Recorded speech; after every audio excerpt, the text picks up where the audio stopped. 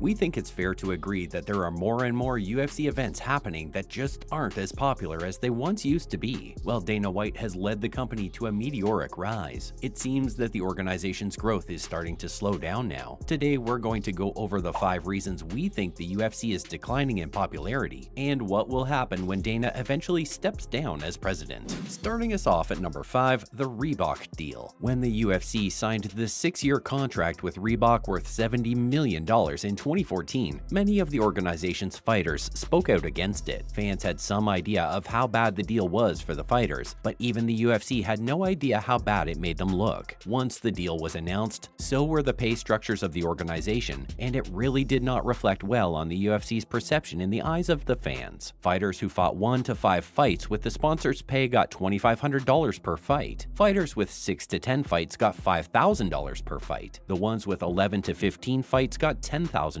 per fight, and the ones with 16 to 20 fights got $15,000 per fight. It was only the ones with 21 plus fights that got $20,000. And to add to the fans' and fighters' dismay, title challengers got only $30,000 and champions only got $40,000. Now with the Reebok deal in place, fighters couldn't wear any other brands that they were sponsored by, which meant that any other sources of income coming from either brand deals or the promotion of their own brands had to be stopped if they wanted to fight in the UFC. At the time, many fighters that left the UFC for promotions like Bellator cited this deal as the reason. Bellator would pay them more just to fight, and there they could get money from their own sponsor deals as well. At number 4, the payment of fighters. This has been a topic that almost every fight fan is aware of. The UFC is unable to pay fighters that aren't at the top of what they deserve for putting their lives on the line to put on a show. Regardless of the Reebok deal, some fighters did manage to make good money, but it just doesn't sit well with us. For example, let's take UFC's biggest pay-per-view event ever, UFC 202, McGregor vs. Diaz. Without counting pay-per-view money, performance bonuses, and the Reebok money, that night Nate Diaz made $2 million and McGregor made $3 million from the main event. The second you get to the co-main event, you see a huge drop in money. Glover Teixeira made $65,000 and Anthony Johnson made $270,000. Sabah Homasi, who fought on the main card for a pay-per-view promotion, made $12,000. Imagine how much fighters like Homasi took home after taxes, gym fees, medical bills, manager fees, and travel bills. Just to remind everyone, all fighters in the UFC are some of the best in the world, fighting at the very top of the food chain when it comes to fight promotions, and putting their bodies on the line to put on a show for viewers, and are not earning nearly enough money to support themselves or their families. It's things like these that can leave a bad taste in the mouth of fans and lower the respect they have for the UFC. Coming in at number 3, the UFC being sold to WWE IMG. In July 2016, the UFC was sold to WWE IMG, a Hollywood talent management company, for $4 billion. The original owners of the UFC, Lorenzo and Frank Fertitta, had bought the company for $2 million,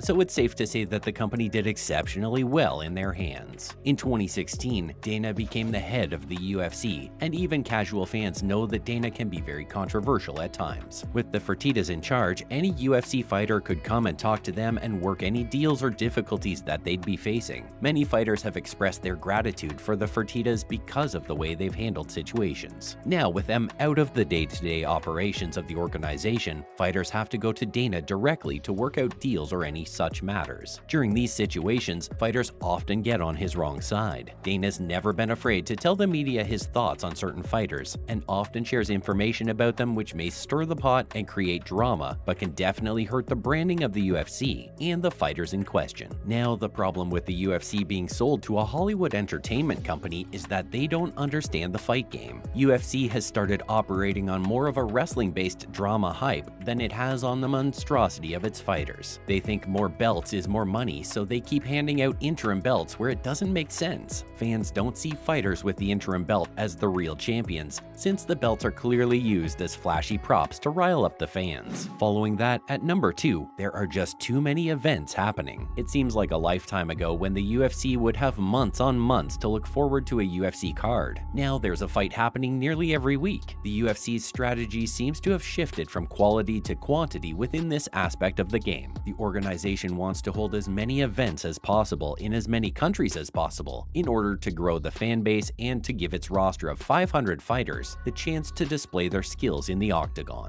This seems to be playing to their disadvantage because now many cards and fights are overlooked by fans. 10 years ago, there would be a maximum of 20 events throughout the calendar year, giving the organization the time and resources to build each card up and market it properly. Since then, there have been nearly double the number of events, with 39 happening just in 2017. The UFC needs to stack their cards and market them like it's the Super Bowl of combat sports, instead of bombarding fans with fights every week or so. They need to do more world tours like they did for many of McGregor's fights, to get the world talking and to build up more fighters so that they can have more assets to play when their main names are out. This also translates onto the fighters, with many of them missing weight and getting injured because of how often they fight, which can deflate the cards that fans are most excited to see. You can't even blame the fighters for taking up the fights because of the pay issue, because these guys fight to earn and most of them only earn from fighting. Now for the main event. The UFC lacks superstars. In 2017, McGregor, Ronda Rousey, and Brock Lesnar didn't fight in the UFC. McGregor went on to box Floyd Mayweather, and Ronda and Lesnar both made the transition to the WWE. With all those fighters out for the year, nobody was able to step up and be the new McGregor or the new Rousey. In that year, the only pay-per-view that made it to the top 20 pay-per-view buys was UFC 217, which came in at number 20, featuring George St. Pierre and Michael Bisping. Both fighters were at the tail end of their careers, and so it's not like the main event was stacked with up-and-coming superstars that everyone was excited to watch. Since then, we believe that the UFC has sort of fixed this problem by creating hype around up-and-coming fighters like Islam Makhachev and Sugar Sean, with fighters like Adesanya already doing well, but these guys have not been able to bridge the gap that McGregor, Jones, and Nate Diaz left. This has come to a point where we will now see Jon Jones and McGregor make their comeback to the UFC, but what happens after they retire? Next, what can the UFC do?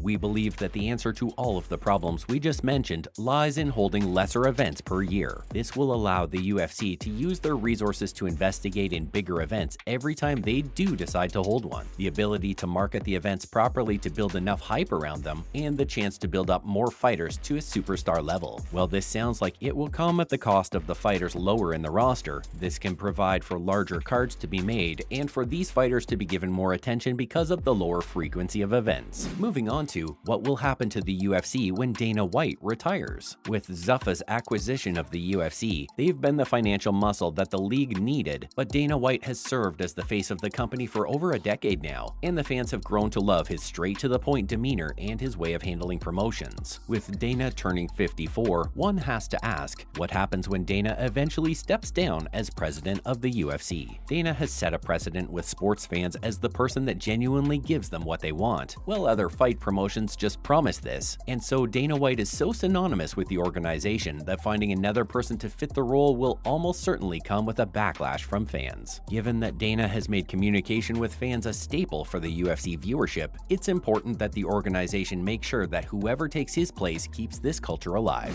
Now, all we can do is trust the UFC. It's very clear that the Fertittas and Dana possess the knowledge to make the best decision, since they're the ones that took the company from nowhere to billions in value. We feel like, in the face of the inevitable, they'll make a decision that will definitely keep fight fans happy and make sure that the organization does not lose its wow factor. We think it's important to mention that the new boss of the UFC cannot be another Dana White, partly because of how unique and infectious his way of being is, but also because if anyone were to try and become another Dana White, it would end up hurting the organization with comparisons and mockery from fans. That's a wrap for this video. Do you think the UFC is losing its popularity? If yes, then why? Let us know in the comments below. Make sure to give this video a thumbs up and subscribe to our channel for more videos like this. See you in the next one.